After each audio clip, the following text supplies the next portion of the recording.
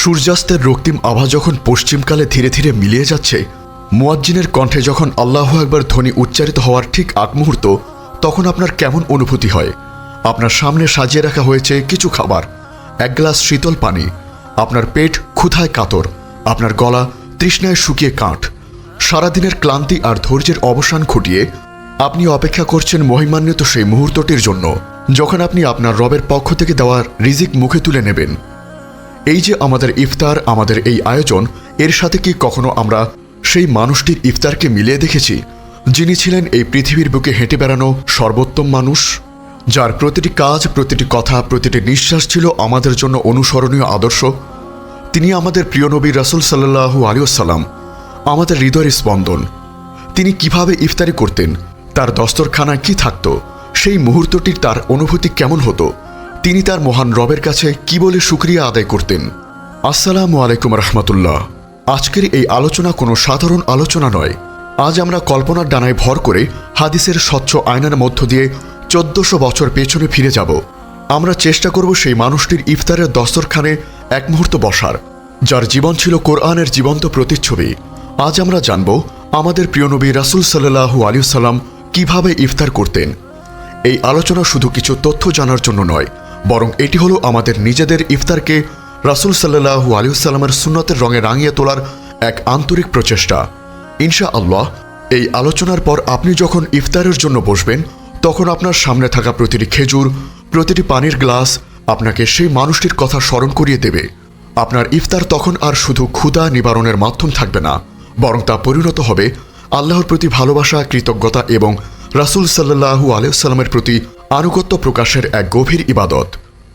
প্রথম পর্ব, সরলতা ও অনাড়ম্বরতা, সিম্পলিসিটি পার্সনিফাইড। আজকের দিনে আমাদের অনেকের কাছেই ইফতার মানে এক বিশাল ভোজন উৎসব। আমাদের দস্তরখানে থাকে পেঁয়াজু, বেগুনি, চপ, হালিম, বিরিয়ানি থেকে শুরু করে আরও কত শত পদের মুখরোচক খাবার। এই আয়োজন করতে গিয়ে আমাদের মা বোনেরা ঘন্টার পর ঘন্টা রান্নাঘরে কাটিয়ে দেন, আর পুরুষরা বাজারের পর বাজারে ঘুরে সেরা খাবার সংগ্রহ করেন। কিন্তু আসুন এবার আমরা সেই মানুষটির দস্তরখানের দিকে তাকাই, যিনি ছিলেন দুই জাহানের বাদশাহ, কিন্তু তার জীবন ছিল পৃথিবীর সবচেয়ে অনাড়ম্বর ও সরল। আনাস ইবনে মালিক রাদিয়াল্লাহু আনহু, যিনি শৈশব থেকে নবীজি সাল্লাল্লাহু আলাইহি ওয়াসাল্লামের খেদমতে নিযুক্ত ছিলেন, তিনি আমাদের সামনে সেই চিত্রটি তুলে ধরেছেন। তিনি বলেন, রাসূল সাল্লাল্লাহু আলাইহি ওয়াসাল্লাম মাগরিবের নামাজের পূর্বে তাজা ও পাকা খেজুর দিয়ে ইফতারি করতেন।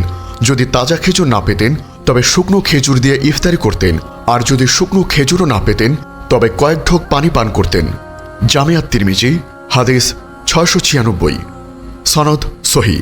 সুবহানাল্লাহ। একবার এই দৃশ্যটি আপনার হৃদয়ের চোখ দিয়ে কল্পনা করুন। বিশ্বের সর্বশ্রেষ্ঠ নেতা, আল্লাহর সবচেয়ে প্রিয় হাবিব, আর তার ইফতারের মেনু কি? মাত্র কয়েকটি খেজুর, অথবা তাও যদি না থাকে তবে কয়েক ঢোক পানি। তার ইফতারে কোনো বাহুল্য ছিল না, কোনো অপচয় ছিল না, কোনো লোক দেখানো আয়োজন ছিল না। তার ইফতার ছিল ক্ষুধা নিবারণের জন্য, শরীরকে সামান্য শক্তি যোগানোর জন্য, যাতে তিনি সবচেয়ে বড় হক মাগরিবের সালাত আদায় করার জন্য দাঁড়াতে পারেন। এই সুন্নতটি আমাদের কি শেখায়? এটি আমাদের শেখায় রমজান মাস ভোজন উৎসবের মাস নয়, বরং এটি সংযমের মাস। এটি আমাদের শেখায় আল্লাহর দেয়া সামান্য নিয়ামতের মধ্যেও কত বরকত ও প্রশান্তি থাকতে পারে। আমাদের ইফতারের আয়োজন যত সরল ও অনাড়ম্বর হবে, তা তত বেশি সুন্নতের কাছাকাছি হবে, এবং আমাদের অন্তর তত বেশি ইবাদতের জন্য প্রস্তুত থাকবে। যখন আমাদের পেটটা অতিরিক্ত খাবারে ভারাক্রান্ত থাকে না, তখন সিজদাগুলো আরও বেশি দীর্ঘ হয়, দোয়াগুলো আরও বেশি আন্তরিক হয়। দ্বিতীয় পর্ব, সময়ানুবর্তিতা, hastening to break the fast. Ramzan মাসে দুটি সময় অত্যন্ত গুরুত্বপূর্ণ, সাহরির শেষ সময় এবং ইফতারের শুরু। এই দুটি সময়ের ব্যাপারে রাসূল সাল্লাল্লাহু আলাইহি ওয়াসাল্লামের নির্দেশনা ছিল একেবারে সুস্পষ্ট, এবং এর পেছনে লুকিয়ে ছিল গভীর প্রজ্ঞা। ইফতারের সময় হওয়ার সাথে সাথেই এক মুহূর্ত দেরি না করে ইফতার করে ফেলা ছিল রাসূল সাল্লাল্লাহু আলাইহি ওয়াসাল্লামের একটি গুরুত্বপূর্ণ সুন্নাত এবং উম্মতের জন্য তার জোরালো নির্দেশনা। সাহল ইবনে সাদ রাদিয়াল্লাহু আনহু থেকে বর্ণিত, রাসূল সাল্লাল্লাহু আলাইহি ওয়াসাল্লাম বলেছেন, মানুষ ততদিন পর্যন্ত কল্যাণের উপর থাকবে যতদিন তারা ইফতার করতে বিলম্ব করবে না। সহিহ আল বুখারী, হাদিস 1957, সহিহ মুসলিম, হাদিস 1098। কিন্তু কেন এই তাড়াহুড়া? এর পেছনে একাধিক কারণ রয়েছে। আল্লাহর আদেশের প্রতি পূর্ণ আনুগত্য। রোজা রাখার আদেশ যেমন আল্লাহর, তেমনি রোজা ভাঙার সময়সীমাও আল্লাহ নির্ধারণ করে দিয়েছেন। সূর্যাস্তের সাথে সাথেই তিনি আমাদেরকে পানাহারের অনুমতি দিয়েছেন। তাই কাল বিলম্ব না করে ইফতার করাটা আল্লাহর আদেশের প্রতি তাৎক্ষণিক সাড়া দেওয়ার নামান্তর। ইয়াহুদি ও খ্রিস্টানদের বিরোধিতা। ইয়াহুদি ও খ্রিস্টানরাও রোজা রাখত, কিন্তু তারা ইফতার করতে করতে অনেক দেরি করত, যতক্ষণ না আকাশে তারকাজি স্পষ্টভাবে দেখা যায়। ইসলাম একটি স্বতন্ত্র জীবন ব্যবস্থা। তাই রাসূল সাল্লাল্লাহু আলাইহি ওয়াসাল্লাম তাদের বিরোধিতা করার জন্য এবং মুসলিম উম্মার একটি নিজস্ব পরিচয় প্রতিষ্ঠা করার জন্য ইফতার তাড়াতাড়ি করতে উৎসাহিত করেছেন। আল্লাহর দয়াকে গ্রহণ করা। সারাদিনের উপবাসের পর আল্লাহ যখন তার বান্দার জন্য খাবারের অনুমতি দিচ্ছেন, তখন দেরি করাটা যেন আল্লাহর এই দয়া ও সহজতাকে প্রত্যাখ্যান করার মতো। তাড়াতাড়ি ইফতার করার মাধ্যমে আমরা আল্লাহর রুখসাত বা ছাড়কে খুশি মনে গ্রহণ করে নেই। আল্লাহর ভালোবাসা অর্জন। আল্লাহ তাআলা তার সেই বান্দাদেরকে সবচেয়ে বেশি ভালোবাসেন যারা তার আদেশ পালনের সবচেয়ে বেশি অগ্রগামী। এক হাদিসে কুদসিতে আল্লাহ তাআলা বলেন, আমার বান্দাদের মধ্যে আমার নিকট সবচেয়ে প্রিয় তারা যারা ইফতার করতে সবচেয়ে বেশি তাড়াতাড়ি করে। জামে আত-তিরমিজি। একবার ভাবুন, সামান্য একটি কাজ সময় হওয়ার সাথে সাথে একটি খেজুর মুখে দেওয়া, এই ছোট আমলটি আপনাকে আল্লাহর সবচেয়ে প্রিয় বান্দাদের অন্তর্ভুক্ত করে দিতে পারে। তাই আজান শোনার সাথে সাথে বা ঘড়িতে সূর্যাস্তের সময় হওয়ার সাথে সাথে অন্য কোনো কাজে ব্যস্ত না থেকে ইফতার করে নেওয়াটাই রাসূল সাল্লাল্লাহু আলাইহি ওয়াসাল্লামের সুন্নাত এবং আল্লাহর ভালোবাসা পাওয়ার এক সহজ উপায়। তৃতীয় পর্ব, কৃতজ্ঞতা ও দোয়ার মুহূর্ত। The moment of সাপ্লিকেশন। ইফতারের মুহূর্তটি শুধু ক্ষুধা নিবারণের মুহূর্ত নয়, এটি দোয়া কবুলের এক মহামূল্যবান মুহূর্ত। এটি আল্লাহর প্রতি কৃতজ্ঞতা প্রকাশের এক বিশেষ সময়। সারাদিন ধরে যে রব আপনাকে রোজা রাখার শক্তি দিয়েছেন, দিন শেষে তিনি আপনার সামনে তার নিয়ামতের ভাণ্ডার খুলে দিয়েছেন। এই মুহূর্তে একজন মুমিনের হৃদয় কৃতজ্ঞতায় পরিপূর্ণ হয়ে ওঠে। রাসূল সাল্লাল্লাহু আলাইহি ওয়াসাল্লাম এই মুহূর্তটিকে দোয়ার মাধ্যমে আরও বেশি অর্থবহ করে তুলতেন। তার মুখ নিঃসৃত দোয়াগুলো ছিল অত্যন্ত সুন্দর এবং কৃতজ্ঞতায় পরিপূর্ণ। আবদুল্লাহ ইবনে উমর রাদিয়াল্লাহু আনহু বলেন, রাসূল সাল্লাল্লাহু আলাইহি ওয়াসাল্লাম যখন ইফতার করতেন তখন বলতেন, জাহাবাজ জামাউ ওয়াবতাল্লাতিল উরুক ওয়া সাবাতাল আরজু ইনশাআল্লাহ।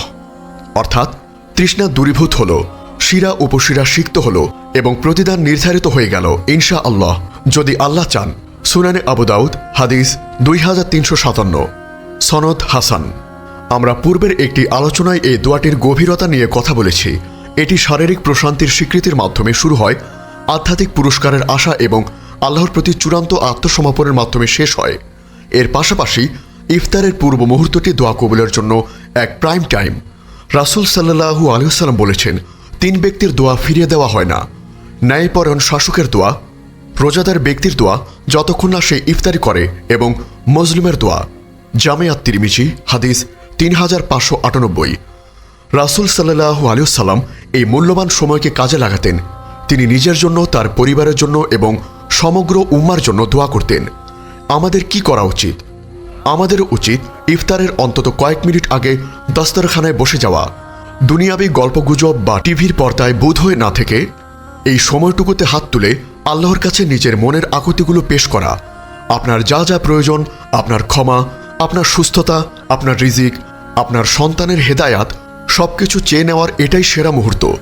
সারাদিন রোজা রাখার পর একজন রোজাদারের আত্মা এতটাই নরম ও বিনয়ী থাকে যে সেই মুহূর্তে তার হৃদয় থেকে যে দোয়াটি আসে তা সরাসরি আল্লাহর আরশে পৌঁছে যায়। উপসংহার: সুন্নতের রঙে রাঙিয়ে তুলুন আপনার ইফতার। প্রিয় ভাই ও বোন, এই আলোচনা থেকে আমরা রাসূল সাল্লাল্লাহু আলাইহি ওয়াসাল্লামের ইফতারের যে চিত্রটি পেলাম তা হলো: 1. সরল ও অনাড়ম্বর খাবার, খেজুর বা পানি। 2. সময় নিষ্ঠা, সূর্যাস্তের সাথে সাথেই ইফতার।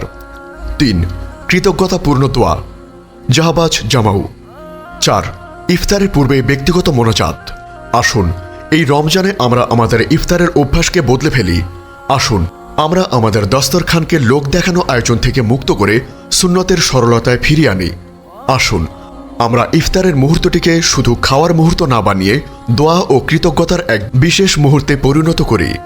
যখন আপনি একটি খেজুর মুখে দেবেন, তখন রাসূল সাল্লাল্লাহু আলাইহি ওয়াসাল্লামকে স্মরণ করুন, অনুভব করুন এই ছোট একটি কাজের মাধ্যমে আপনি 1400 বছর পরেও তার রেখে যাওয়া নূরের সাথে নিজেকে সংযুক্ত করছেন।